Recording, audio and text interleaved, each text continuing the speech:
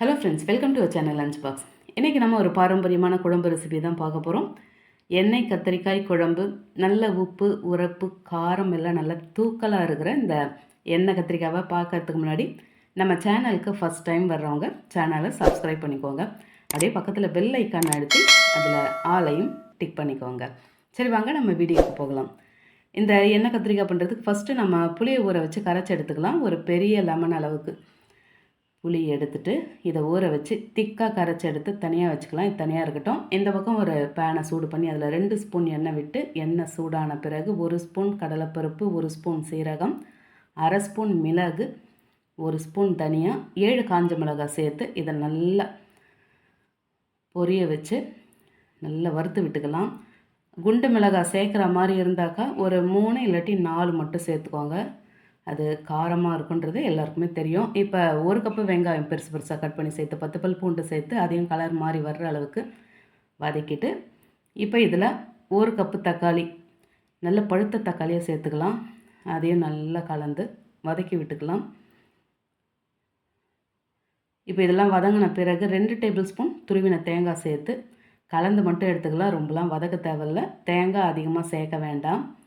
இப்போ எல்லாம் நல்லா ஒன்றா கலந்து வந்திருக்கு. இறக்கி ஆற வச்சுட்டு மிக்ஸி ஜாரில் சேர்த்து தண்ணி சேர்க்காமல் நல்லா கெட்டியாக நைஸாக அரைச்சி எடுத்துருவோம். அரைச்சி எடுத்தாச்சு. இப்போ இதையும் தனியாக வச்சுட்டு கத்திரிக்காய் ரெடி பண்ணிக்கலாம். நான் 500 கிராம் கத்திரிக்காய் எடுத்திருக்கேன். கத்திரிக்காயில் நிறைய வெரைட்டி உண்டு. அதில் உங்களுக்கு எந்த கத்திரிக்காய் நல்லா பழக்கமோ எது நல்லா இருக்குமோ அந்த கத்திரிக்காய் எடுத்துக்கோங்க. இந்த மாதிரி உள்ள பூச்செல்லாம் இருக்கான்னு செக் பண்ணிவிட்டு தலையில் அந்த காம்பு பகுதியை மட்டும் கட் பண்ணிவிட்டு அந்த கேப்பு மட்டும் அப்படியே வச்சுக்கலாம். இந்த மாதிரி கட் பண்ணி எடுத்து தண்ணியில் சேர்த்துக்கலாம். இப்போ இதுக்கு ஒரு மசாலா பேஸ்ட்டு ரெடி பண்ணிக்கலாம். ஒரு குட்டி பவுலில் 1 டேபிள் ஸ்பூன் குழம்பு மிளகாய்த்தூள், 1 டேபிள் ஸ்பூன் தனி மிளகாய்த்தூள், 1 டேபிள் ஸ்பூன் தனியாத்தூள், அரை ஸ்பூன் சீரகத்தூள், 1 ஸ்பூன் காஷ்மீர் மிளகாய்த்தூள், அரை ஸ்பூன் மஞ்சள் தூள், உப்பு அவங்க விருப்பத்துக்கு ஏற்ற மாதிரி சேர்த்துக்கோங்க.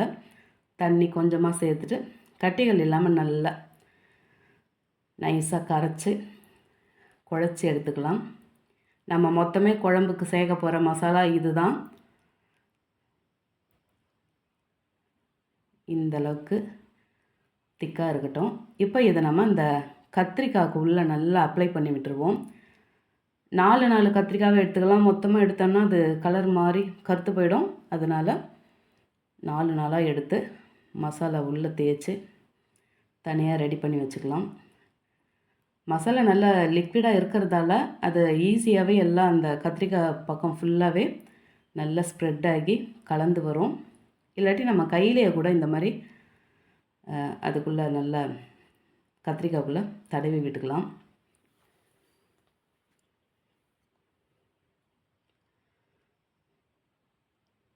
இந்த மாதிரி கத்திரிக்காவை ரெடி பண்ணியாச்சு. இதே மாதிரி மீதி இருக்க கத்திரிக்காய் எல்லாத்தையும் ரெடி பண்ணியாச்சு. இப்போ இதை நம்ம பொரித்து எடுத்துருவோம். ஒரு பாத்திரம் சூடு பண்ணிவிட்டு அதில் 3 டேபிள் ஸ்பூன் கடலை எண்ணெய் விட்டு எண்ணெய் சூடான பிறகு நம்ம ரெடி பண்ணி வச்சுருக்க கத்திரிக்காய் எல்லாத்தையும் சேர்த்துக்கலாம்.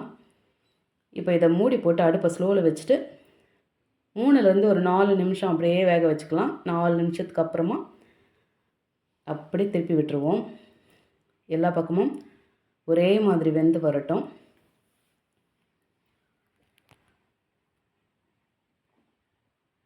இதை அப்படியே கூட நம்ம வெந்துடுச்சுனாக்கா சாப்பிட்லாம். இது குழம்பு கிரேவிலாம் பண்ணணும் கூட அவசியம் கிடையாது.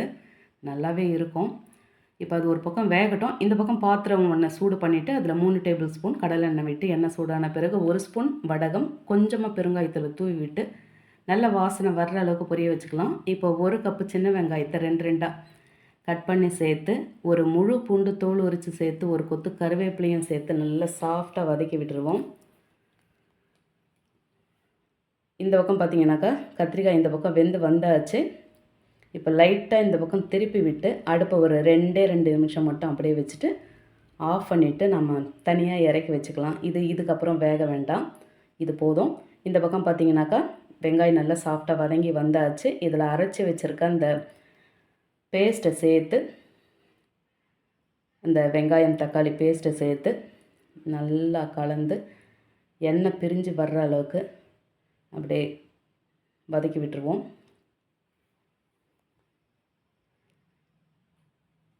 இந்த மசாலாவில் எண்ணெய் பிரிஞ்சு வந்ததும் நம்மளோட அந்த கத்திரிக்காயில் நாம் தடவைனா அந்த மசாலா பேஸ்ட்டில் பேலன்ஸை இதில் சேர்க்குறோம் நாம். இப்போ எல்லாத்தையும் ஒன்றா கலந்துக்கலாம். இதில் வந்து மிளகாத்தூள் அவங்கவுங்க விருப்பத்துக்கு ஏற்ற மாதிரி சேர்த்துக்கோங்க. எண்ணெய் கத்திரிக்காய்னு சொல்லும்போது கொஞ்சம் புளிப்பு காரம்லாம் கொஞ்சம் தூக்கலாக இருந்தால் தான் நல்லாயிருக்கும். இப்போ எல்லாத்தையும் ஒன்றா கலந்து கரைச்சி வச்சுருக்க புளி தண்ணியை சேர்த்துட்டு அந்த மிக்ஸி ஜாரை அலசி எடுத்து ஒரே ஒரு கிளாஸ் மட்டும் தண்ணி சேர்த்துக்கலாம். இந்த எண்ணெய் கத்திரிக்காய் வந்து ரொம்பவும் லிக்விடாக இருந்தால் நல்லா இருக்காது, கொஞ்சம் கெட்டியாக இருந்தால் தான் நல்லாயிருக்கும். இப்போ எல்லாத்தையும் நல்லா கலந்து கரைச்சிட்டு இங்கேயே உப்பு செக் பண்ணிவிட்டு இன்னும் கூட கொஞ்சம் போல் உப்பு சேர்த்துக்கலாம். இப்போ நம்ம பொரித்து வச்சுருக்க அந்த கத்திரிக்காவையும் சேர்த்து நல்லா இந்த மசாலாவில் இந்த கத்திரிக்காவை நல்லா கலந்து விட்டுருவோம். இந்த குழம்பு ரொம்ப நேரம் கொதிக்கணும்னு அவசியம் கிடையாது. அடுப்பை ஸ்லோவில் வச்சுட்டு ஒரு 2 கொதி வந்தால் கூட போதும். ஏற்கனவே கெட்டியாக தான் இருக்குது குழம்பு. இதை பாருங்கள், இன்னும் கூட கெட்டியாகிட்டு எண்ணெய் பிரிஞ்சு சூப்பராக வந்திருக்கு. இப்போ மேலே கட் பண்ணி வச்சுருக்கேன் இந்த கொத்தமல்லியை சேர்த்துட்டு இப்போ ஒரு முறை நல்லா கலந்து விட்டுக்கலாம். அதாவது அந்த கத்திரிக்காய் டிஸ்டர்ப் ஆகக்கூடாது, முழுசாக இருக்கணும் நமக்கு. நல்லா அடிக்கான இப்படி கலந்து விட்டுட்டு இப்போ நம்ம ஸ்டவ் ஆஃப் பண்ணிக்கலாம். அவ்வளோதான், நம்மளோட எண்ணெய் கத்திரிக்காய் குழம்பு பார்க்கவே அட்டகாசமாக ரெடி ஆகிடுச்சு. இந்த எண்ணெய் கத்திரிக்காவை நம்ம ஒரு வாரம் கூட வச்சு சாப்பிட்லாம். வச்சு சாப்பிட நல்லா இந்த மீன் குழம்பு மாதிரி டேஸ்ட்டு கூடிட்டு தான் போகுமே தவிர கொஞ்சமும் குறையாது. நல்ல சூடான சாதம் கூட, வழக்கமாக சொல்கிறோமா உங்களுக்கு கேட்டு காதே புளிச்சு போயிருக்கும். சூடான சாதம் கூட சாப்பிட ரொம்பவே சூப்பராக இருக்கும்.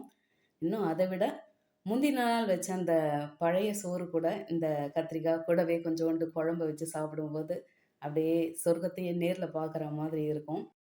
இன்னும் தயிர் சாதத்து கூட இந்த கத்திரிக்காவை வச்சு சாப்பிட்டாக்கா அட்டகாசம்தான். கத்திரிக்காவை பிடிக்காதவங்களுக்கு கூட இந்த மாதிரி எண்ணெய் கத்திரிக்காய் குழம்பாக வச்சு தரும்போது அவங்க திரும்ப அடுத்த முறை எப்போ செய்து தருவீங்கன்னு கேட்பாங்க. அந்த அளவுக்கு அவங்களுக்கு இந்த டேஸ்ட்டு பிடிச்சி போகும்.